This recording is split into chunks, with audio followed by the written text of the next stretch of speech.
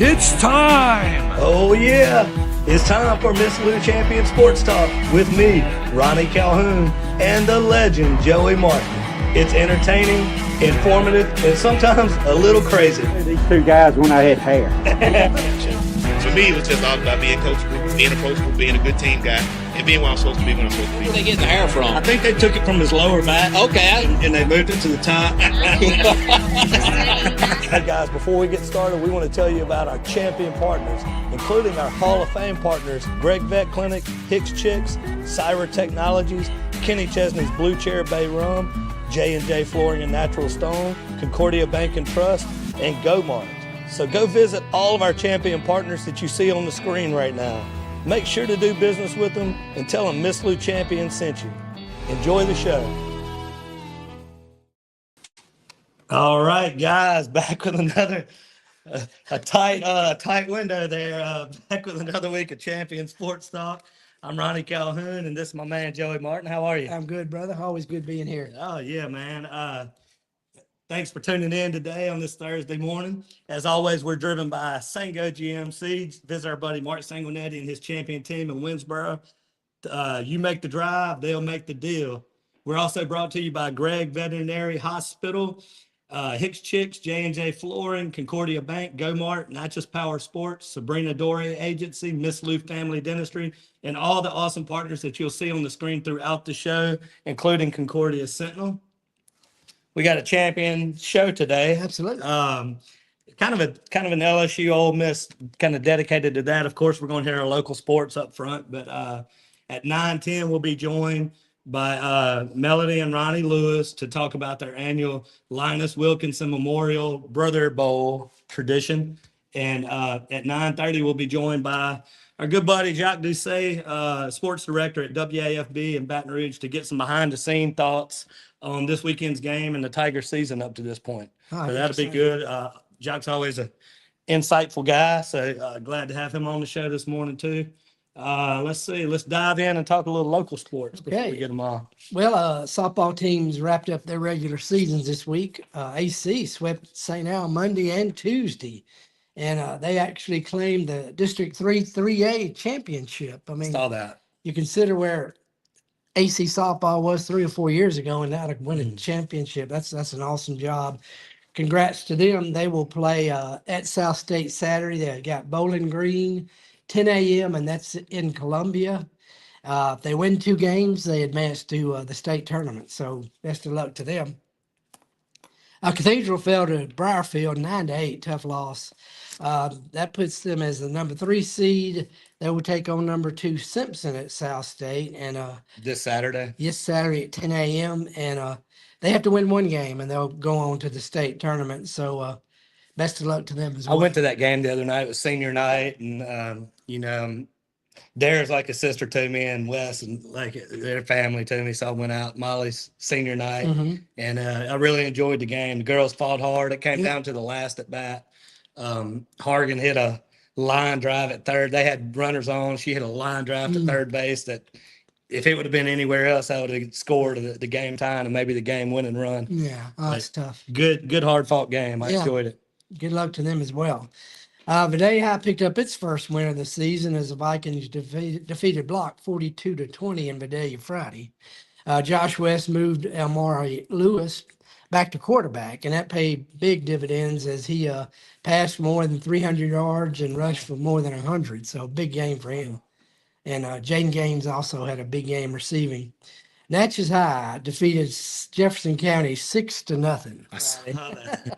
Cameron Morgan had a 4-yard TD run. He's been playing quarterback because of injuries, but I asked Steve Davis, I said, that has to be the lowest scoring Natchez Jefferson County game ever, and he said, yeah, I'm sure it is. Natchez defense has given up 31 points in 4 games. You remember Steve telling us? I was just about to say that. Talking about how he thought his defense could be special. So good luck to them, and they're now 2-2 on the year. Boy, a wild game. Delta Charter last week, Faraday High scored 4 touchdowns in the final, 1:40 of the first half. Yeah, it was crazy. and they defeated Delta Charter 69-24. Kudos Delta Charter, fought hard. Faraday quarterback, sophomore Jace Harris continues to get it done. 13 of 20, 199 yards, 6 touchdowns, no interception. Desmond Jefferson, who's committed to Southeastern, had 4 catches, 54 yards, and 2 touchdowns. And it's like Blake Wheeler told me after the game, Delta Charter coach, you can't coach speed or death. That's right. Yeah. And Faraday's got a lot of both. exactly. Zy Alexander, sophomore for Faraday, 113 yards, 13 carries. Scary moment right before half. Sophomore Carter Clayton went down. Apparently his helmet came off during a play, and then somebody landed on him, and he laid there for a while. He was absolutely right in front of us, really out of it. They airlifted him to Baton Rouge Children's Hospital, but he was released that night and said it's a mild concussion, and he's going to be fine. Chase Evans also had a concussion. He's going to be fine as well. So, continued recovery for those guys, and hope they can get back on the team soon. Yeah. Pretty much all we've got as far as the AC defeated, upset Silliman. We definitely have to mention that. That was a first loss of the season for Silliman, and a big win for AC. Only problem was Colton Rabb, their quarterback, tore his calf. Oh, goodness. He's going to be out at least a week. So he's going to put CJ Ferguson in shotgun and see how they do from there. Cathedral, the Father Camp Cup, back at Cathedral again. Defeated St. Al 21-7. They're 4-1. They have a break this week at just the right time, but good job for them. 4-1's a good start for them. Absolutely. Yeah. I don't think a lot of people expected that, so Yeah. that's great for them. All right. Well, that's the local news for the week. That's it. All right. Well, we will take a quick break, and we will be right back. Be right back with Ronnie Lewis for sure, and maybe Melanie Lewis. Let's see if we can get her on the screen. We'll be right back after a quick break. Guys, Ronnie and Shannon here with Miss Lou Champion Spotlight. And we're here at our amazing partners, Gregg Veterinary Hospital. Gregg Veterinary Hospital has been providing comprehensive, reliable, cutting-edge veterinary services to pets in the Miss Lou since 2002. They welcome pets of all shapes and sizes who are in need of emergency treatment or who require routine medical, surgical, and dental care. Dr. Gregg and his team offer a long list of services, including in-house laboratory diagnostics, digital x-ray, soft tissue, orthopedic surgery, dental care, extractions, laser surgery, laser therapy, preventative health, and wellness plans. And if you need grooming and boarding services, they do that too. So call Gregg Vet today.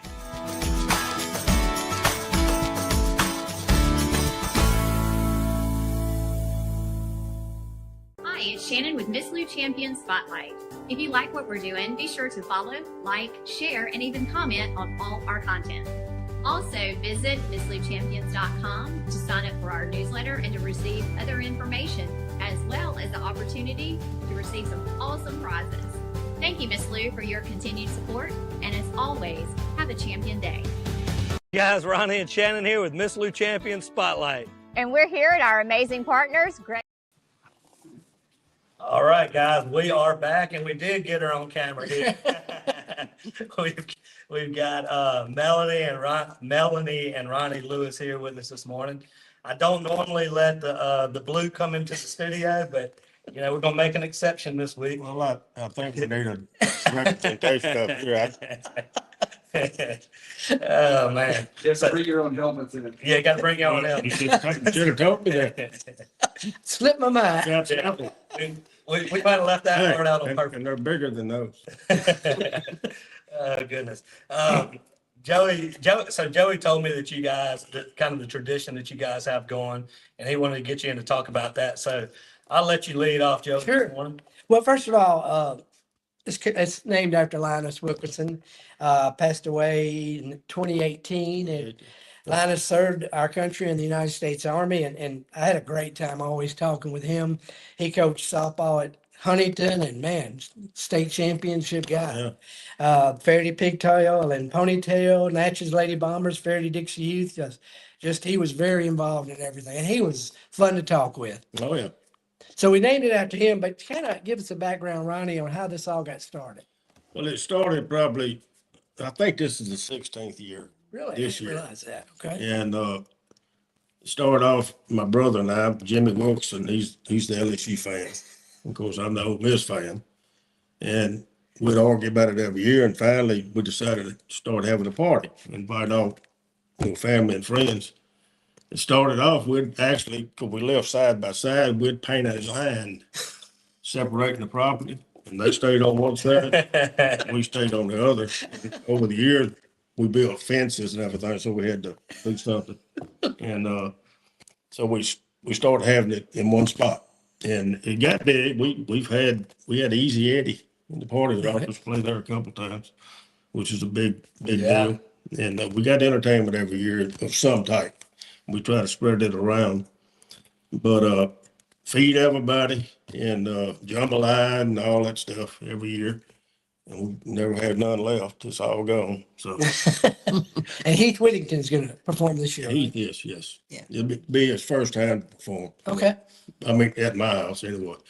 And it's just grown over the years. We've had probably 200, 250 people there before. I mean, so it gets, normally it's bigger when the games at Ole Miss, because all the locals around here go to the game when it's LSU. So we lose a little bit of the crowd then, but it's just grown. But we have a great time. I'm guessing there's probably not a lot of smack talk. There's a lot, but most of the people that come are LSU fans, Okay. as you would imagine in this Yeah. area right here. But over the years, I mean, some Ole Miss people have popped out of the woodwork. It's funny how whenever you start getting good, Oh, they yeah. start coming out. Huh? Yeah. And The lane train. it's a great time, and it's pretty well known now. I mean, people started asking us. Y'all have kind of games and activities going on as well. We'll start the music an hour or so before the game, and then play at halftime, and then of course after the game. And it's 2:30 game. Sometimes it gets kind of late. I've had the law come down and say, "Hey, you got to shut this thing down around midnight," and we're gonna do it. We're gonna shut it down an hour later. Hey, y'all ain't shut it down. Oh, we thought you said turn it down. So it's a big deal. Everybody looks forward to it. So how'd you end up Ole Miss and Jimmy LSU? Linous. Okay. So he was Ole Miss. Father was Ole Miss. Yes, and also I was on the first Huntington football team back in '70. I was a freshman, and our guest speaker for our band was Archie Manning. Yeah, I remember that. Archie who? So you were on the 71 state championship team, huh? Mhm. Awesome. I didn't realize that. Yeah. Okay. But no, I wasn't. I'm sorry. Okay. The next year, 72. see, I ended up going to AC, Okay. my sophomore, junior, and senior. I got you. Okay. And but the next year they won't stay after I left. But that was our first year. We dressed out probably 75. Yeah. We looked like the Green Bay Packers. Yeah. Especially with I thought Gerald about Boston the Russell. Yeah, Gerald, Russell, bunch of them. Yeah. Bunch of them. And that was a good time. I got my butt knocked off many a time out there. What? Go ahead. Go ahead. Go ahead, Joe. I want to go back to 72. How tough was that game for you to take? The 17-16, Burt Jones to Brad Davis. You still have to believe that. Well, my clock still set back. There was actually Kevin Foote with the Advocate wrote a story 3 years ago, the 50th anniversary of that game. And he called me because he heard there was a sign somewhere around here. You are entering Louisiana, set your clocks back 3 seconds. Uh-huh. And I told him I remember seeing the picture. Now, Tom Granning was talked to him too, and he thought it was south of Macomb, but it was a huge sign and just a lot of fun, man. And I know Oh, yeah. it's, You know that's impossible. well, I always told people Burt Jones have a rifle arm now. It is also his, I think it's an uncle or nephew or somebody was keeping the clock. So kind of talk about some of these past parties. I mean, I'm sure it does get crazy and wild. Okay, back during our Black Bear years, which I never did like at all, but my brother had Was that better than the shark? Not much. Kind of like Auburn, can't figure out, Oh, yeah. can't figure out what to call him. But anyway, my brother had a friend come down here. He had a real cannon. Oh, Lord. And every time LSU scored, they'd shoot the cannon. Then they got to putting the black bear in front of the cannon. I got up the next morning, went out in my yard. There was white cotton stuff everywhere. I mean, everywhere. Because they shot it in a bunch because they made us pretty bad. Well, there's been some, I'm thinking about the last 15 years, there's been some really good LSU Ole Miss games over the last, I think back whenever I went to Oxford, I guess it was like 2009-ish, and Ridley was on the team, and Ole Miss beat us. And that was whenever we were going down the field, and Jordan Jefferson, and we ended up, it was chaos. I was there. It came up on my reels the other day. I'm like, why is this coming up on my reel? The universe trying to punish me and make me watch it again. And of course I did, just in case I remembered it different. I was like, no, that's it. That's Miles. We're paying y'all back right there for that because we had to watch Billy Cannon score punt return. Man.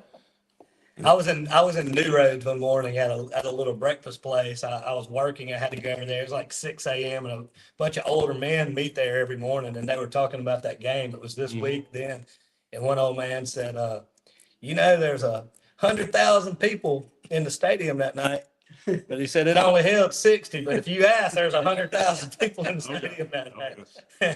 There's been some great. 2003 was a great game. Oh man. It's a heartbreaker for Ole Miss because they kept us from going to the championship game. Because we was co-champions that year, but that don't pay much, when you don't go to the playoffs. That was whenever Eli tripped on that Old Buckles. right at the end. Yeah. And I played Doug Buckles' daddy. I played ball against him in high school. He was at Franklin. Right. Over there. I think his son, did his son go to play somewhere like Ole Miss? Yeah, that's Doug. Okay, who's his dad? Oh, what's his first name? I know, it just slipped me. It's take when you get It's older. been 50 years. But yeah, great people, absolutely Oh, great yeah. people. Well, do you have a favorite Rebel of all time? Archie. Oh yeah. Archie. Were you surprised when Peyton went to Tennessee? Yes, I was. But after I found out the reasoning behind it, I understood because we were going on probation and he knew it. Is that what happened? Oh, yeah. Okay. Now, this arch thing, of course, I'm kind of glad we didn't get it. Might work that for you. He's been disappointed because I'm a Manning fan. I like the whole family, sure. And but he's not doing too well. Yeah. Now, I think he eventually will, but I thought he was already, according to everybody, he was ready then. Yeah. He's ready to go pro. They were talking Heisman, which, in all fairness to him, he never said any of that stuff. It was just his last name in the media doing all that. So, everybody's stuff now, but it's like that. He never said any of that. Yeah. He's always been, from what I've seen his interview, he's always been a pretty humble kid. So I just kind of hate when that happens to somebody. He's like the whole family. They all got, they're just great people. We got about 5 minutes left before we got to take a break and bring Jacques on. Let's talk about this game and what you'd expect and what we're thinking for the week. I think offensively, by the way, I do like Trinidad too. The backup quarterback who looked like he's also a Heisman contender now. Yeah, as a backup it's quarterback. like the Heisman winner. He is number 10 on the list, but so I think he'll play this week. He'll start. I would leave Simmons out to let him fully heal. Not to say this is an easy game because this is our key game for this year. If we can win this game, then we can. Because we got to go to Georgia, got to go to Oklahoma, so that's going to be tough outs there. But we could absorb 2 losses to make the playoffs. And the 3 we found out last year that's not going to work. Of course, every year is different. Of course, they're talking about LSU's offense being weak, and all indications says they are. Of course, their defense is probably better than it's been in several years. Because they went out and spent a lot of money on that too. NIL, they spent a ton. Because we can't say nothing because we spent a ton the year before. But That's Well, the name of the game. well, Yeah. this week too, some people have taken it the wrong way because Lane Kiffin has been talking about how much LSU has spent in the portal and this and that. And some LSU fans have kind of been riled up about it. But I'm like, he's not saying that to put down LSU. He's saying he's talking to his own boosters because he knows Oh, yeah. in order to compete at a national championship level, you've got to spend the money these days. Because that's what I told a buddy. I was like, he did it last year. He knows the game, but he just, he knows that they have to raise more money Right. to play with the Well, you Ohio have States to. and all I of mean, that. you got to now. Yeah, I said, I'm It's a not mad at shame. him. I don't agree with any of that. I don't like it. I mean, and I can see a lot of these top-notch quarterbacks that would Heisman contenders first of the year, and being Arch and the boy from Clemson and some of those, they're not faring too well. Right. And I think what it is, you put $5 million in their pocket. Yeah. What they thinking? Yeah. Exactly. I mean, consciously or unconsciously, what, Yeah, sure. If you'd have given me that much money at that age, well, Man. probably if you gave it to me now, I still wouldn't know how to act, but I definitely wouldn't have known how to act then. Yeah. But hadn't the one story that's out now that surprised me a bunch. Y'all know Whit Week? Yeah, right. I was just They- fixing to ask you about Yeah. that. Do you think that's a ploy by? I don't know. It might be Lane trying to get some linebackers. I mean, the I hope nothing timing, past Lane. exactly. The timing and all is just kind of Oh, yeah, they announced it this week. right. I know it just didn't start the other day. I mean, they've been seeing, how do they see each other? They go to two different I was schools. wanting that too. I guess Facebook and social Yeah, media. but Yeah, Who knows? but it's funny. It came out this week. it I'm like, really is. something behind Oh, yeah. releasing that. It's always something. Some kind of motivational thing. Mhm. Well, give us a score, a prediction for the week. LSU by how many? I think it's gonna be a tight game regardless, because I mean, in the years past, I mean, usually the team that you feel like is the better team does not win. Yeah, that's happened a lot. But also, and I think in the last 8 years, the home team has won that series. So we're home. That's And an advantage. is it gonna be tight? Yes, and Ole Miss may jump out two touchdowns up the first half. If they jump up 4 touchdowns, I'm not comfortable, because I've seen what happens in the second half. 35-21 Ole Miss. Oh, okay. That's a big score. That's a big one. All right. So you're saying that the LSU defense isn't impressive. So No, I just think the Ole Miss offense is super impressive. okay. All right. And they can score a bunch of different ways. And say, I think you're gonna see Austin Simmons come in the game some. Have y'all seen him play? Yeah. Just I'm bits. sure you have. You see that arm he's got? Of course, first couple games, he gets real excited the first of the game, and he might throw it anywhere. But he throws it hard when he gets. If I'm being honest, as an LSU fan, this is just for me. I'd rather see him in the game. Well, you don't have that running element you like Yeah. you do with Trinidad, which his new name is Trend Daddy. That's what they call it. Oh man, well, I'm sitting here looking at this clock, and I know Jacques about to jump on here, so we're up against that break. But we appreciate you coming on. And I want him to do a hottie toddy, because I know. oh no, Dustin, we're gonna have to cut Dustin's pay. You put a little too much into that. Oh, man, he seemed like he liked doing it. We got to talk to him after the show. But man, we appreciate you coming on, and you guys enjoy this weekend. And We appreciate I'm gonna remember that 35-21. 35-21. We'll talk to you on Sunday. Notice I didn't put no field goals in there. Yeah. It's all touchdown. Well, we will. Good luck with this weekend and enjoy, and we'll see you soon. We'll keep that score in mind. Thank you. We'll be right back after a quick break. Hey y'all, it's Ronnie and Shannon with Miss Lou Champion Spotlight. And we want to tell you about our awesome partner, J.E. Hicks Distributing Company, also known as Hicks Chicks. Hicks Chicks is a local, family-owned food distribution company that has been serving the Miss Lou since 1945. You already know they serve all of your favorite restaurants, but did you know that they are also open to the public? Hicks Chicks has a variety of food products, including delicious heat and eat options like chicken and dumplings, white bean chicken chili, lasagna, and gumbo. They also carry a wide variety of seafood options like shrimp, crabs, tuna steaks, salmon, and catfish. And don't forget about their delicious burgers that are already pattied up for you and their amazing dessert options. So stop by today at 1380 Martin Luther King Jr. Road in Natchez. Hicks Chicks. Way more than just chicken.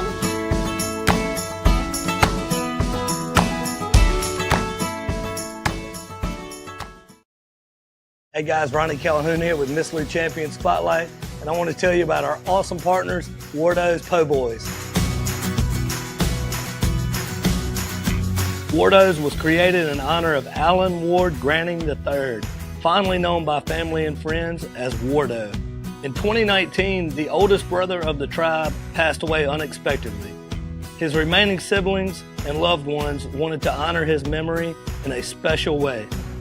In 2022, Ward's family decided to combine the need for a sandwich shop in downtown Natchez with a desire to pay tribute to Ward's love of good friends, good times, and great food. Through blood, sweat, tears, and countless hours of hard work, Wardo's was born.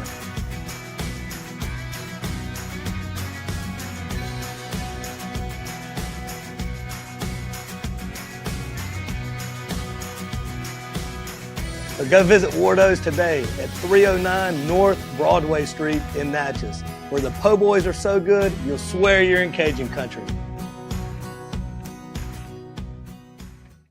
We want to tell you about our champion partners, including our Hall of Fame partners, Greg Vet Clinic, Hicks Chicks, Syra Technologies, Kenny Chesney's Blue Chair Bay Rum, J&J Flooring and Natural Stone, Concordia Bank and Trust, and GoMart.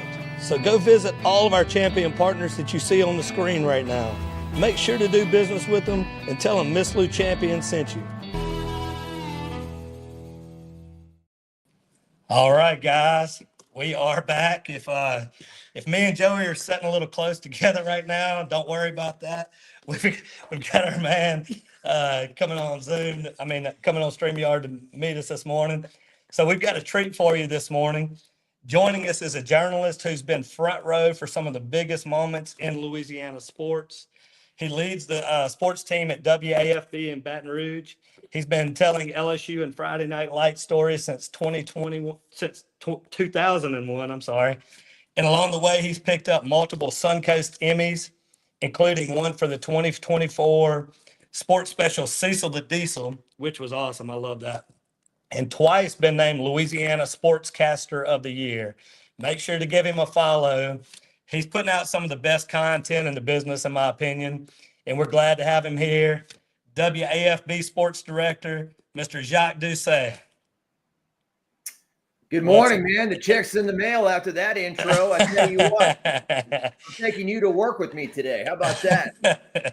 How are you, brother? I'm great, man. I'm great. Great to be with you this morning, and I'm ready for lunch already after watching your commercials during the break there. Those are some great looking food there. Thank you, man. That's Wardo's. That's Tom Granting. He's a huge LSU fan and comes to all the games. You probably know Tom. Yeah, well, he was the guy that I met when I went up to Natchez 2 summers ago, right? We talked to the LSU fans, and he made a very nice contribution to our charity, Red Rock and Blue, to benefit Louisiana military charity. So, he's a very generous guy. He owns GoMart and Wardo's here, him and his family. So, how was your jog this morning? He texted me this morning and said about 7:30. Said about to go for a jog. I'll hop on at 9:30. It was all right, run man. Further than I do. It was all right. When you get old, everything is in one direction, A to B. There's no cutting. There's no lateral movements. It's just jogging a straight line. So They tell me Monday was the first day of fall. Doesn't feel like it outside yet. I tell you that. No, it doesn't. You're right. Cool breeze to come in, but getting ready to go to Oxford on Friday, and looking forward to another big weekend of SEC football. Yeah, well, thanks for joining. So I've got my man Joey Martin here. He's with the Concordia Sentinel. I think you were on his son's Jake's show up in, what's it called, Joey? Morning Drive with Aaron and Jake. Morning Drive with Aaron and Jake. He said he thought you were on that before. Yeah. Very nice to meet you, sir. And you too, buddy. And Jake thinks the world of you, and same here. Always enjoyed seeing you and listening to you. Well, thank you, sir. I'm very fortunate to be working in Baton Rouge, where obviously there's that thing called LSU that everyone around the world seems to care about. And I'm fortunate to be here covering it. And it's been almost 25 years of great thrills. Everything I ever dreamed of happening has happened, covering 3 national championships with football, all in New Orleans, covering the Saints winning the Super Bowl in Miami, Final Four with the basketball team in 2006, seeing Kim Mulkey and company win the national title, and then 2 months later seeing Jay Johnson win the national title, and then 2 years after that win another national title, gymnastics winning a title. I mean, we've been, as Brian Kelly would say, you're spoiled, okay? We have been. I want to ask you, Jack, on your opinion on a couple of things, transfer portal and targeting. Oh, yeah. Well, I had a visit with Will Muschamp a couple days ago, former LSU assistant and SEC coach at Florida and South Carolina. We were talking about transfer portal. On one end, no matter what the sport is, it gives you an opportunity to fix your team right away. It's free agency, right? It's like the NFL. A team that was in last place one year can be in first place the next year if they sign the right people. It also has kind of destroyed or really attacked the concept of team. You got senior day now. You got some guy running out of the tunnel who's only been on campus about 6 months, as opposed to, the old days where there were, guys that played 3 or 4 years for you. I think Muschamp told me Georgia has 3 guys on their entire team that have been there 3 or 4 years. You want to get older players out of the portal. You want to get guys with veteran leadership like LSU has in their secondary. I mean, certainly the LSU defense is night and day from what it was a year ago because they got 6 guys out of the portal who are now starting. I don't like opting out. I don't like some of the things that this has created with NIL and so forth. Not name dropping here, but Emmett go. And he stopped by and he said that the thing that he doesn't like about NIL is that a lot of kids get these big deals. They think they're Hall of Famers and they've arrived already and they haven't done anything. And so those are some of the things you're concerned about. At the same time, if Leonard Fournette is wearing number 7 and LSU's jersey shop is selling the heck out of number 7 jerseys and he's not getting a dime of that's not right either, right? So that's a loaded question. Targeting, I don't know what to make of it. Certainly a guy like Whit Weeks, who is as exuberant, as youthful as, his spirit is just contagious, right? I mean, he makes you feel young being around the guy. I mean, if LSU's got a bowl game in Antarctica, he's going to find a way to make it there and play. And you throw the guy out 3 plays into a game when he's working all year to play in 12 little games. You throw him out of 1 3 plays in. I mean, that just doesn't feel right to me. And certainly they need to protect players. Certainly you should be able to lead with your helmet and spear people and all that. But, I guess I can agree with a lot of other people and say maybe there should be like basketball, a flagrant 1, a flagrant 2. But there are some rules that you kind of wonder about. Berrien Brown against Clemson, right? Looks like he secures the catch. He takes 2 steps. He's in the end zone, breaks the plane. To me, that should be a touchdown. And no, he's got to secure it through the goal line. And so there are some rules that make you scratch your head for sure. I think I heard both of those kind of explained by somebody. It kind of made sense. They were like, by the rule book, it was the right call. They're just bad rules. They just need to be looked at, especially the targeting. I mean, that's terrible. Yeah, the referees are doing their job. That is the rule, but the rule needs to be looked at. And I know some of these referees too. It's funny. I think Gautreaux, years ago in Lafayette, they needed somebody to help coach junior baseball. And I didn't know anything about baseball. That's okay. We need a coach. Come on. And so they were like 13. They were like 13, 14. And he made the all-star team. And now he's refereeing. He's the white hat. His dad was a well-known official too, officiated a lot of Final Fours in basketball. He's doing a great job. They're doing a great job. They're just in put in an unpopular position oftentimes. Exactly. We're off to a 4-0 start for the first time in 5-6 years now. Since 2019. Let's start before we get into this weekend's game. Let's just talk about the team in general up to this point and what your thoughts are. Well, the defense has been amazing, right? Certainly to go to Clemson, gave up only really one touchdown, to shut down Florida, intercept 5 passes when they intercepted 6 all year as a team in 2024. I know Southeastern is Southeastern. I know it's an FCS team, but to hold them to 30 yards and a half is about as dominant as you could ask for. So, the last time LSU went to Ole Miss in 2023, they scored 49 points and lost because they gave up 55 and 704 yards of offense. It just, I remembered the 55 points, then I looked and saw 704 yards. Amazing. So obviously the defense you're taking to Oxford is much, much better. Now, the offense that year, you had a Heisman Trophy winner, you had 2 first-round draft picks, wide receiver. So I don't think LSU is going to score 49, but can they score 30? And I think the defense is much better. Offensively, have they been what I thought they were going to be? No. 5 touchdowns through the first 3 games. I thought certainly they'd score a lot more than that. This injury with Nussmeier has been kind of weird. We didn't know about it. Everyone freaked out about a knee injury that wasn't on August the 5th. It's his torso. Now he's okay, apparently. So can he push the ball down the field? I think the running game and the offensive line is probably I don't know if it's the most disappointing thing about the team, but certainly, no offense to Louisiana Tech, but when you've got your first team offense still in the game against Louisiana Tech in the fourth quarter, and you're first and goal at the 5 and you can't punch it in and kicking an 18-yard field goal, that's a problem. So I think that Caden Durham's a good back. I don't think he's amazing. We'll see. I love the kid. I don't want to say anything negative about him, but your running back room is lacking, right? I mean, Caleb Jackson hasn't played a whole lot.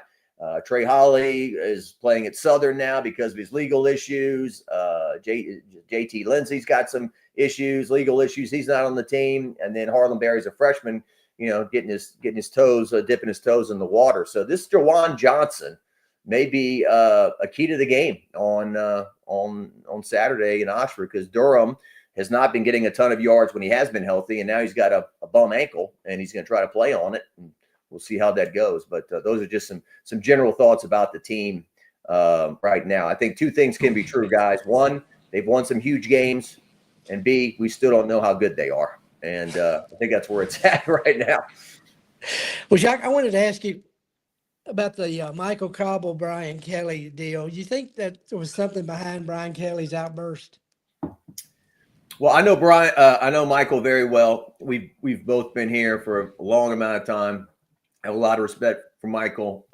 We've got great jobs. Covering sports is not working on a roof or digging a ditch, but it is a lot of work, and he works very hard. I think people don't realize he's the guy on the sidelines with a 50-pound camera shooting the entire game in September when it's hot as Hades out there and hustling and running around. And you do a lot more work than what people realize maybe in TV. I think that question was going to come up.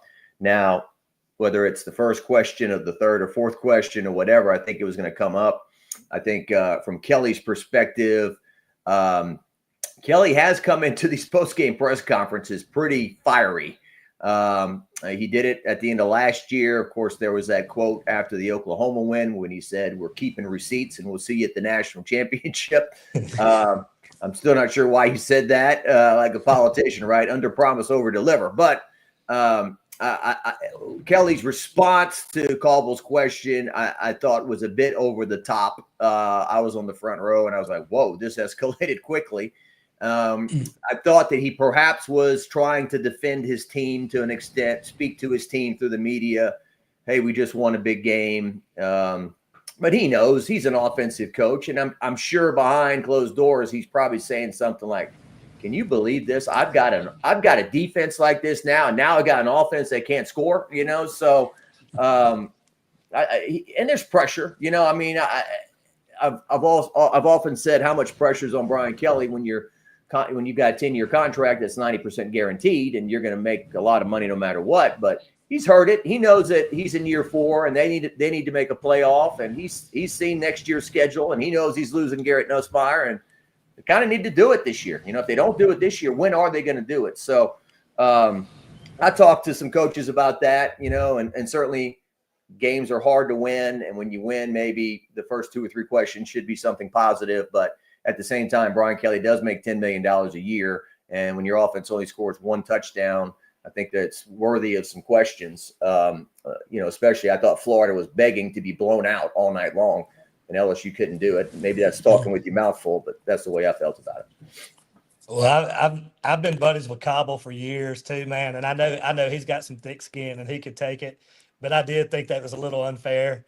But he didn't back down. He asked a follow-up question, and that probably made Kelly a little bit more angry. But I think if I remember correctly, you took a good chewing one time from a guy, didn't you? Oh yeah. Well, I told Michael, I said, you got the coach to apologize to you. Typically, I'm the one apologizing to the coaches. So, good job working for it. Did you park in Saban's spot one time? Parked in Saban's spot. Yeah. Well, back to your first thing. It was 2010. LSU played Tennessee in Tiger Stadium. And, Les Miles just seemed to have a contingency of being lucky, for a lack of a better. I mean, they won a lot of games. He was the head coach, but I mean, you go back and look at some of the games and how they won them. You're just like, how is this happening? And I think the Tennessee game in 2010 took the cake. Like you were disorganized. You had no idea what you were doing. This was coming off the heels of 2009. We're at Ole Miss. The clock ran out. Remember, Jordan Jefferson trying to spike the ball. I didn't tell him to spike it. And then the Tennessee, the clock's running. T-Bob snaps the ball past Jordan Jefferson. Clock runs out. LSU's going to lose. But then Tennessee had 13 men on the field. LSU gets one more play. Stephen Ridley runs in. LSU wins. And so on Monday, I pretty much went after Les Miles. I think my voice was cracking, and I didn't know what I was doing or whatever. I basically told him it was blind luck that they won the game and blah, blah, blah. I shouldn't have done that. It was unprofessional, whatever. So it was funny at the time I did it. All the LSU fans or a lot of them, thank you. I think I got a couple saying, I thought you were drunk. But then the next year they start 13-0, right? And they've got the best team of all time, it appears, before they lose to Alabama in the national championship. And some guy came up to me at Ole Miss and said, "You're that guy that disrespected our coach last year." So it's all predicated on winning and losing and how it's looking. Do you think that in 2019, when LSU was rolling along, anybody wanted to hear anything about the Hush Blackwell case and all the stuff with Darius guys and the sexual, all that stuff? No. But then when they start losing and Coach O's on the way out, then they start piling on. And so, it's total conditional love, guys, as you know, when it comes to LSU sports. I've always said with Les Miles, if you're going to be quirky, you better win. It's funny when you win, but it's annoying when you lose. Yeah. Well, it's like Saban. I mean, Saban didn't lose many games, obviously. But when he did, it was like, this guy's a jerk and the way he treats people and blah, blah, blah. But most of the time he was winning, so it never became an issue. It's kind of the antithesis of like Paul Maneri, who was like the greatest guy to ever deal with in media, who was always polite, over the top. Hey, sorry I missed your call. Sorry I missed you. Do you need me? Do you need something? Midweek game, getting off the bus. Hey, you need me for an interview real quick? Jay Johnson doesn't do that. It's not an insult to Jay Johnson. It's just much more, serious business. Like, the other day, a couple of days ago, we went out to see Jay just to get a quick soundbite. We're doing a big feature on Blake Baker and the fact that Blake Baker coaches with an LSU baseball hat. I just wanted to get a quick soundbite with Jay about that. And he gave us some great answers and said, okay, thanks, guys. I got to go, and not rude or anything. And then sprints to the pitcher's mound and throwing these guys, batting practice. I turned to Darren. I'm like, today's September the 23rd. They don't have a game until the middle of February, And this guy is just every second of the day, intensity. I got to move. I got to go. I mean, that's Saban. That's a baseball coach. That's Nick Saban. It's kind of the same thing. I guess that's what makes them as great as they are. Yeah. I want to ask you, Jacques, how surprising was it to cover Paul Skeens' last year at LSU? Yeah, I remember when they had the baseball like preseason lunch banquet thing, and everyone was calling this guy the best pitcher in the country. He's the greatest pitcher in the country. And then I looked at his stats, and he was 7-4 at Air Force, and I think his ERA was like 4 or something. It's like, okay, this guy's a good pitcher. Y'all saying he's the best in the country? What? And certainly he's like nothing I've ever seen. Covering him that year, I mean, I don't want to use the word boring, but it was just like, just sit there and just watch guys just strike out for 7 innings and the other team not score. This guy was a robot. He's in the 7th inning and he's still throwing 100, 101. Back in the early 90s, LSU, they might have 2 or 3 guys that could throw over 90 miles an hour, and this guy is still over 100 7 innings into a game. So he was a quiet guy. He wasn't very outspoken. He certainly wasn't a loudmouth. He certainly wasn't self-absorbed or a narcissist. He was just a real quiet, reserved. He came from the military school, so he's very disciplined, very respectful, and just mowed these guys down left and right. And I think I remember, being around the hotel and that team that year. One of the more amazing things was just seeing him get on the bus, like the hotel.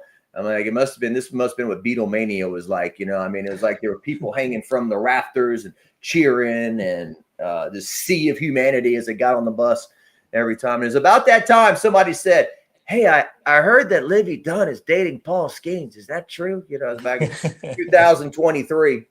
And so we know where you are. We know where we are today with that. So that was a wild Omaha, man. I went to Omaha for that year, and man, what a team. You're right. They were like the Bulls or the whatever, Yeah, it was this past year, it was just, I was like, the whole time I was like, this team's pretty good, but they're not going to win a national title. They're not that good. They might win a game or two in Omaha.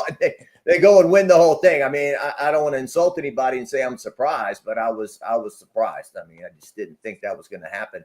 The team that he had 2 years ago, you've got, Dylan Cruz, Paul Skeens, Trey Morgan on down the line. So many people. The plays they made, certainly the Trey Morgan flip to Alex Milazzo at home plate to get Wake Forest, and Tommy White and everything he did. And Coastal Carolina had a heck of a team. They were rolling along there, and your Cade Andersons, these guys become legends themselves. Who's our guy? Second pitcher they got from UC Irvine. He comes over as well. It was very, very hot and windy though this year in Omaha. I don't know if you made it or not, but it was brutally hot. It was very uncomfortable. They had this Ferris wheel in the outfield, and I'm like, they haven't used it the whole time we're here. It's too windy. You can't use it. It's too dangerous. So, yeah, I can see on TV that wind blowing in the championship series. Skip Bertman said something somewhere in Omaha about LSU's baseball tradition, and he said that other teams come to Omaha and they hope to win, and he said LSU comes and expects to win, and he said it's just a different mindset. Yeah. Well, certainly the people in Omaha are very disappointed when LSU doesn't make it, because they are great for business, whether it's the steakhouses, whether it's the Uber drivers, whether it's Rocco's, drinking them out of their Jell-O shots and all that. Omaha is an amazing place to go, but not in the winter, right? So I think the Rocco's guy told me, he said, yeah, we do 80% of our business in these 2 weeks for the year, Yeah. So Wow. they really pile up on that. It was $25 to get into the place, I think, on Friday night. So it's a wonderful place to go. If you've never been to Omaha, Nebraska, even if LSU's not there, you should go check it out. Go watch some baseball, go have some beers, just kind of walk around the city. It's a cool place. If you got time for just a couple more, man, I'll let Joey get one in, and then we'll talk, get your thoughts on the game this weekend, and get you out of here. Sure, no problem. Okay. Yeah, Jacques, I'm just curious, what was 2020 like for you as a sportscaster with COVID? Man, I remember I drove to Nashville, Tennessee to cover Will Wade and LSU in the SEC basketball tournament. I got there that night. I was hearing something about COVID. I was hearing about this NBA thing. And then the next morning I got up. There were Kentucky fans leaving the hotel. They said that the SEC tournament is closed to fans. By noon, they had called off the entire SEC tournament. By the afternoon, they had called off the NCAA tournament and the College World Series. And I was just in shock. I was like, what is happening on planet Earth? I mean, seriously, it's March and we're canceling something 3 months away, 4 months away.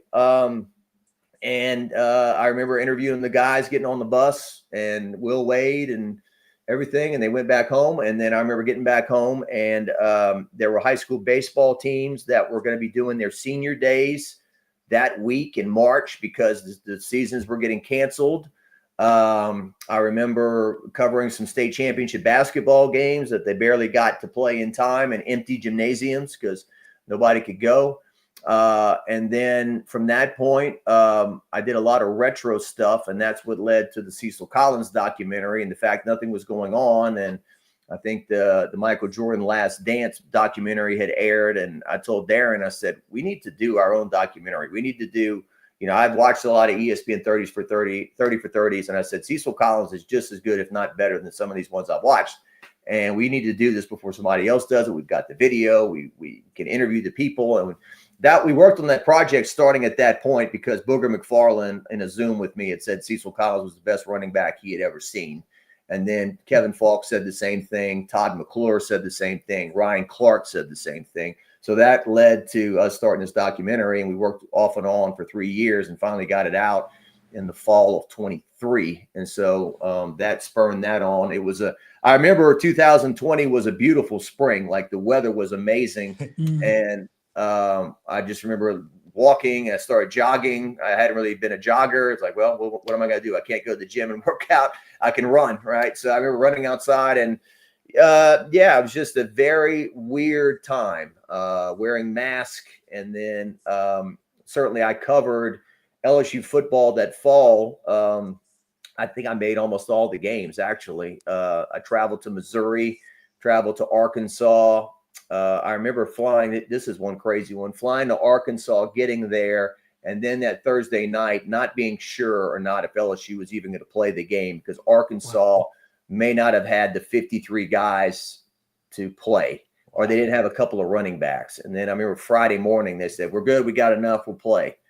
And I'm like, well, I'm glad I didn't fly up here for nothing. But Missouri, and just the crazy rules, like I'm in the stadium after the LSU Arkansas game. The place is completely empty. I'm shooting my stand up, and some guy comes up to me and says, you can't shoot your stand up in the stadium. You have to go shoot it outside the stadium because of the COVID rules. I'm like, are you kidding? There's nobody here. That's the rule. You got to go outside the stadium. So it's just weird stuff like that. Like in Missouri, guys, not to ramble, but they gave me a box like at the 20-yard line. They said, this is where you will shoot the entire game. You have to stand right here and shoot the entire game. And when Miles Brennan and LSU drove it on the opposite end and got to the 1-yard line and were about to win the game, they didn't win the game. They didn't get in the end zone. Missouri won. I'm like, I ain't standing here. I ran all the way to the other side and got right there for the final few plays, which nobody cared, whatever. But that's just some of the crazy stuff that was going on back then. It was an amazing time. It was so refreshing and so exciting. The next year we're at the Rose Bowl, LSU's about to play UCLA. All the fans are back. All the excitement's back. Here we go. And then LSU not so good against UCLA that night. Yeah. I said LSU ends up having the greatest college football team of all time, and then the world shuts down. Yeah, it was. I mean, it was. It's the old. I think it was Rocky III. Hey, how's everything so good? Turned so bad. It was like the same thing. It was like the ultimate dream season. There's nothing that did not happen. Heisman Trophy, undefeated. win the national championship in New Orleans. You've got the Biletnikoff winner. Grant Delpit didn't even have a great year. He won the Bednarik Award or whatever the award for the best defensive back. Coach O's Coach of the Year across the board. Joe Brady's the Assistant Coach of the Year. The offensive line wins the whatever that award is for the best offensive line. And then Coach O and his wife, they get a divorce. Then the COVID hits. Then the racial stuff during the summer. The George Floyd. The marching. It was the worst summer ever. Like 2016 was bad. I don't know if you remember 2016. That was the Alton Sterling death here in Baton Rouge. The cops were shot. We had that flood. It was horrific. But this one was even, I think even worse than that, obviously. Yeah. Well, man, I appreciate you. On a lighter note. Good stuff.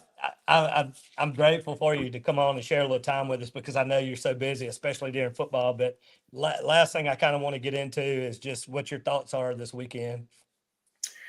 Well, it's funny. Ole Miss, it's an intense place, right? I remember Nick Saban saying he never got so many one-finger salutes in his life than when he went to Oxford in 2003 when LSU beat Eli Manning and company to win the SEC West. Matt Mock told me he was on the bus. He looked out the window and he said, a 7-year-old flipped me off. He goes, there's some 7-year-old kid shooting me the bird, So, I don't want to use the word hate, but certainly, Mississippi State is Ole Miss's rival, but I think nothing would make Ole Miss's season better than beating an undefeated LSU team in Oxford. I think they're telling their fans to wear red, so the whole stadium's going to be red. And LSU's lost the last 2 times they've gone over there. So I think that, Lane Kiffin is a brilliant mind. He will scheme things up to try to make LSU run side to side and wear them out and do different things. That quarterback they've got, Chambliss, is, LSU has played Cade Klubnik, who can run a little bit, but this would be really a true test to, hey, all the problems LSU had last year stopping the dual threat quarterback, whether it's Marcel Reed at Texas A&M, Milroe comes into Tiger Stadium, they can't tackle him right. Can they stop this guy with this new defense they've got? And can LSU run the football enough to keep Ole Miss honest and open up the passing game? One storyline to watch out for, I guess, is Chris Hilton 2 years ago. He got his hands on the ball on the final play of the game, he said, and could have caught it for the game winner, and he didn't catch it. It'd be nice to see if they can finally get Chris Hilton behind the defense for a long touchdown pass, because that's been lacking from this LSU offense so far. So LSU's an underdog, 2.5 points. But if somehow they can get a victory and be 5-0 going to the bye, that'd be huge. But, every week's going to be a gauntlet. I mean, every week's going to be tough. I mean, you got bye week, you're hosting South Carolina, you're at Vanderbilt, 11 a.m. against a very good Vanderbilt team. You back home against top 10 Texas A&M. You got a bye. You go to Alabama. We always do this with Alabama, whether they win or lose early in the year. Oh, they suck. Oh, they look bad. Blah, blah. By the time you play them in November, they're up and running, and they're a different team, and it's the same thing. So Arkansas is always tricky. We know that. And going to Oklahoma for the first time. So there's a lot of landmines between now and the end of the year to navigate. And so once again, it's like, look, they've done everything they can do to this point, but how good are they? We'll find out. You think the Tigers come out with a win this weekend? Man, I'm not good at this prediction stuff. I mean, my gut is telling me they're going to lose, but I don't know. I would hope that they would win. I just got some bad feelings about not being able to run the ball, teeing off against Nussmeier, road crowd. This offensive line, man, they got to do their job. I mean, it's amazing. You go out to practice. Their positions coach, Brad Davis, he played on Oklahoma's national championship team in 2001. He is a dwarf next to these guys. I mean, they are like 6'7", 6'8", 350. I mean, they look the part. They just got to start moving the pile a little bit and, running the ball. So, for you, Ronnie, LSU 30, Ole Miss 27. How about that? Let's do it. There's no advantage for me picking LSU to lose, right? So I feel like I'm going to get a check. I usually find myself picking LSU to lose. That way I'm prepared mentally. It's like this reverse psychology thing. Exactly. Right. Yeah. keep your expectations low and you won't be disappointed, right? That's right. That's like Nick Saban once said, your happiness is dictated on your expectations. If I buy a stock for $5 and sell it for 10, I'm happy. If I buy it for 5 and sell it for 2, I'm unhappy, So, we always used to say. Well, man, I appreciate you coming in and joining us this morning. Like I said, I know that you're super busy. Hope to get you back to Natchez soon, man. Last time we had you down here, that was a lot of fun. Yeah. And, well, we were talking to my little friend the other day. She said she wants to go to Natchez one day. So I think we'll have to make the trip. It's a real cool place. I love the river. I love all those little bars and restaurants down there on the river and everything. A nice quiet. Was it about an hour and a half, 2 hours from here? About an hour and a half. Yeah. Hour and a half. Yeah. Right up the road. So nice, easy drive. So yeah, I will definitely call you and we'll like to meet your friend there, Joey, and hang out with you guys sometime. Sounds great, brother. Well, we appreciate it, man. Enjoy this weekend, and we'll talk to you soon. Thanks, all right. It's Louisiana. That's right, brother. We'll see you soon, Jacques. Okay. Thanks, man. Appreciate it. All right, guys. We will. That was awesome, man. That was great. Jacques. We'll take a super quick break, and then we'll be right back, and we'll super quickly wrap up the show. All right. Hey guys, Ronnie Calhoun here with Miss Lou Champion Spotlight, and I want to tell you about our awesome partners, Wardo's Po' Boys. Hey guys, Ronnie Calhoun here with Miss Lou Champion Spotlight, and I want to tell you about our awesome partners, Wardo's Po' Boys. Wardo's was created in honor of Alan Ward Granning III, fondly known by family and friends as Wardo. In 2019, the oldest brother of the tribe passed away unexpectedly. His remaining siblings and loved ones wanted to honor his memory in a special way. In 2022, Ward's family decided to combine the need for a sandwich shop in downtown Natchez with a desire to pay tribute to Ward's love of good friends, good times, and great food. Through blood, sweat, tears, and countless hours of hard work, Wardo's was born.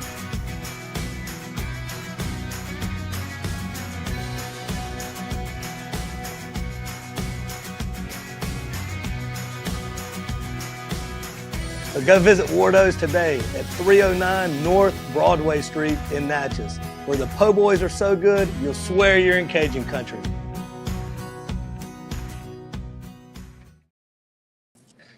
All right, guys, we are back. Man, what a great show today. Mhm. Joey, I think you got some schedules for the high school coming Yeah, out. sure do. We got Natchez High at Ridgeland. Cathedral has a bye. They'll have homecoming next week.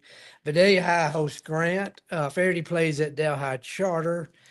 And Block is hosting LaSalle. And man, our prayers go out to people of Jonesville with all that water and what they're going through right now. And Delta Charter hosts Logansport. ACCS hosts Riverfield. And just the best of luck to everybody tomorrow night.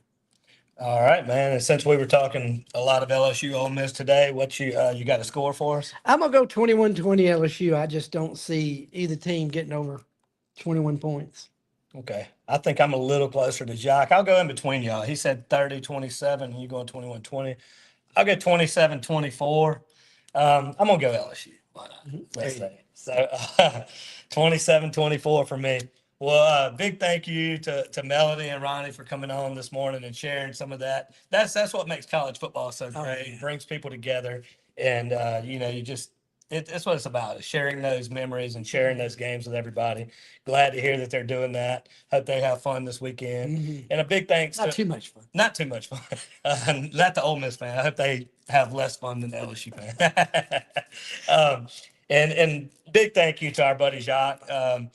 Again, if you don't follow Jacques, I'm sure most of the people watching this do if you're an LSU fan, but I'm telling you, the Cecil Collins documentary that him and his team put out was tremendous. You can look that up. And he does this thing called Jacques Talk that is really great. I mean, I was watching some this morning with Muschamp and Emmitt Smith, and he gets these people in and talks about how it's relevant to LSU, and it's really cool. It's a really great. He does it to me. He puts out some of the best content out there for LSU, and he's just such a pro. But big thank you to Jacques for doing that. Thank you to all of our partners out there. Without those guys, we couldn't do what we do. So big, big, big thank you to them. Make sure to do business with them when you can. Thank you to all of our viewers out there. Thank you to my man right here. God bless everybody out there. And as always, have a champion day.